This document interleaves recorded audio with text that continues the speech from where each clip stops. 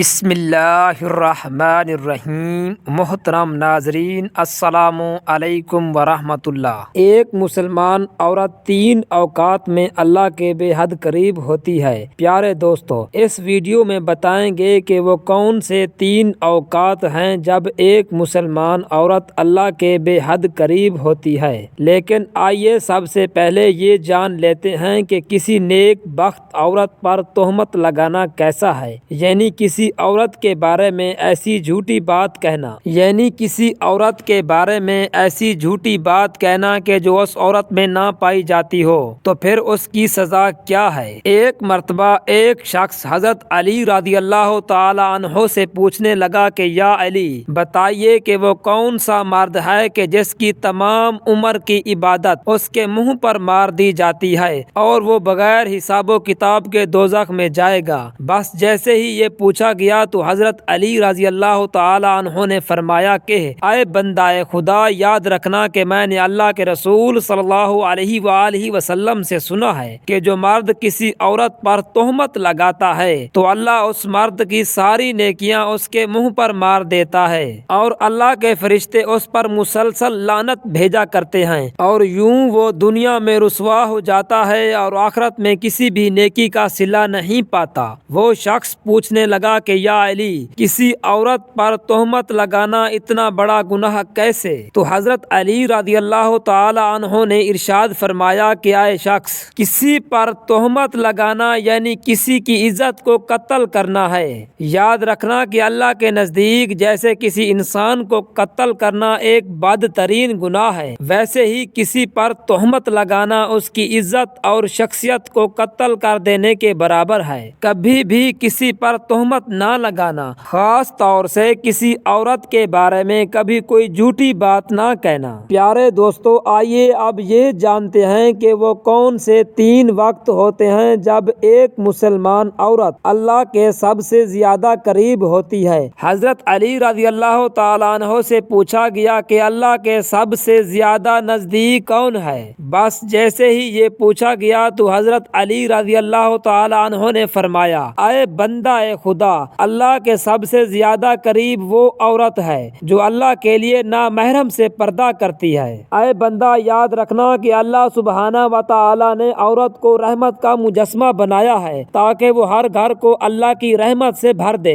میں نے اللہ کے رسول صلی اللہ علیہ وآلہ وسلم سے سنا کہ اللہ نے ہر عورت کے لیے ایک فرشتہ مقرر کیا تاکہ وہ عورت کے دل کی آواز کو سنے اور فوراً اس کی دعا کو اللہ کے دربار میں پہنچا دے۔ لیکن افسوس تو یہ ہے کہ جب ایک عورت بے پردگی اختیار کر کے زندگی گزارتی ہے تو وہ فرشتے اور اللہ کی رحمت عورت سے دور ہو جاتی ہے اور یوں عورت دکھ اور تکلیف کا شکار ہو جاتی ہے۔ اے بندہ خدا، کبھی بھی کسی با پردہ عورت کا دل نہ دکھانا، کیونکہ نیک عورت کی بد دعا آسمانوں کو چیرتی ہوئی اللہ کی رضا بن کر کائنات میں نافذ ہو جاتی ہے۔ سبحان اللہ۔ پیارے دوستو، حضرت علی رضی اللہ تعالی عنہ کے فرمان سے ثابت ہے کہ عورت جب باپردہ حالت میں ہوتی ہے تو وہ اللہ کے بے حد قریب ہوتی ہے۔ ناظرین کرام، ایک عورت کا اللہ کے قریب ہونے کا دوسرا وقت وہ ہوتا ہے جب وہ پردے کی حالت میں رہے اپنے گھر کے اندر نماز ادا کرتی ہے۔ ایک مرتبہ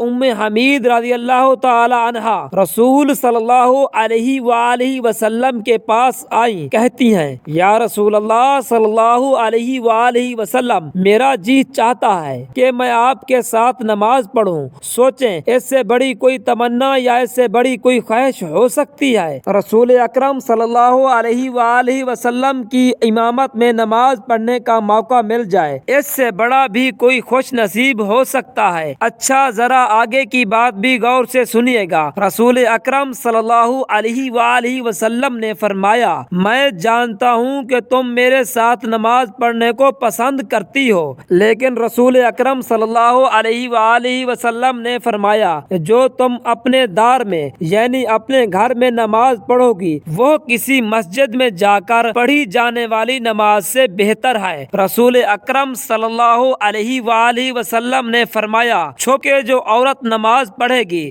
وہ سب سے بہتر ہوگی۔ ام حمید رضی اللہ تعالی عنہا نے جب یہ بات سنی تو وہ واپس گھر چلی گئی۔ انہوں نے گھر کے کونے میں نماز کی جگہ مختص کی جہاں اندھیرا تھا، جہاں کسی کی نظر بھی نہیں پہنچتی تھی۔ رسول اکرم صلی اللہ علیہ وآلہ وسلم کی صحابیہ پھر وہاں ہی نماز پڑھا کرتی یہاں تک کہ وہ اپنے رب کے پاس چلی گئی۔ پیارے دوستو، ثابت ہوا کہ جب ایک عورت اپنے گھر کے کمرے کے اندر اللہ کے حضور سجدہ ریز ہوتی ہے تو اس وقت وہ سب سے زیادہ اللہ کے قریب ہوتی ہے، پھر وہ جو دعا بھی مانگے گی اللہ عطا فرماتا ہے۔ پیارے ناظرین، ایک مرتبہ حضرت موسیٰ علیہ السلام نے اللہ سبحانہ و تعالی سے پوچھا کہ اے میرے خالق و مالک، اس وقت میں یعنی اس موجودہ دور میں تجھے سب سے زیادہ عزیز کون ہے؟ اللہ تبارک و تعالی نے جواب دیا کہ اے موسیٰ، اگر دیکھنا چاہتے ہو کہ مجھے سب سے زیادہ عزیز کون ہے تو جاؤ کنعان کے ایک گاؤں میں، وہاں ایک عورت رہتی ہے، اس کا نام دیال ہے، جو اس وقت مجھے سب سے زیادہ عزیز ہے۔ موسیٰ علیہ السلام کے دل میں یہ بات پیدا ہوئی کہ میں بھی اس اللہ کی عزیز بندی کی زیارت کروں،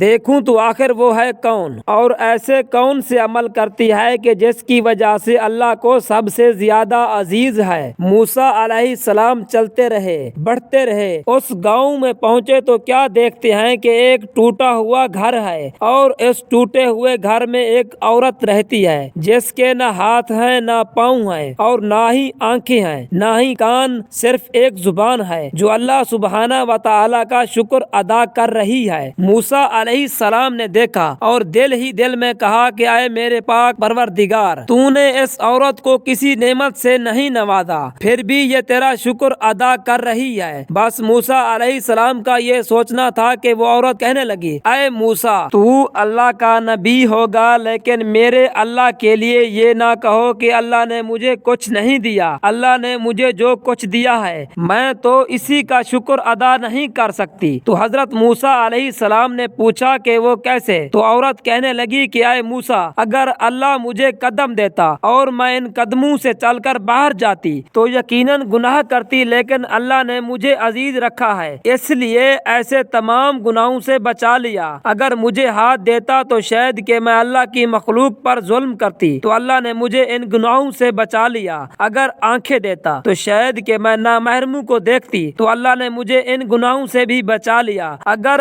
اللہ مجھے کان دیتا تو شاید میں گانا بجانا سنتی، غیبت سنتی، اس لیے اللہ سبحانہ و تعالی نے مجھے ان گناہوں سے بھی بچا لیا۔ صرف مجھے ایک زبان دی ہے تاکہ میں اس زبان سے اس کا شکر ادا کر سکوں، اور اللہ سبحانہ و تعالی نے میری روح کی آنکھوں کو اتنا منور کر دیا ہے کہ میں نے کبھی تمہیں دیکھا ہی نہیں، پھر بھی میں تجھے پہچانتی ہوں۔ تو بتاؤ کہ میں اس کریم اور رحیم اللہ کا شکر کیوں نہ ادا کروں؟ تو پیارے دوستو، یہ سب سن کر حضرت موسیٰ علیہ السلام رونے لگے اور کہنے لگے کہ تمہارا ایمان تمہیں اللہ کے قریب کرتا ہے۔ تو ثابت ہوا کہ اگر اللہ کسی عورت پر کوئی آزمائش ڈالتا ہے تو اسے چاہیے کہ اس آزمائش پر راضی ہو جائے اور ہمیشہ اللہ کا شکر بجا لائے، کیونکہ ایسی عورت جو آزمائشوں کے باوجود اللہ کی شکر گزار ہوگی، پھر یہی وہ وقت ہے جب وہ اللہ کے بے حد قریب ہو جاتی ہے۔ اللہ تبارک و تعالی سے دعا ہے کہ نیکی کی بات کو سننے، سمجھنے اور اس پر عمل کرنے کی طاقت و توفیق عطا فرمائے، آمین۔ پیارے ناظرین، اگر میری ویڈیو آپ کو پسند آئی ہو تو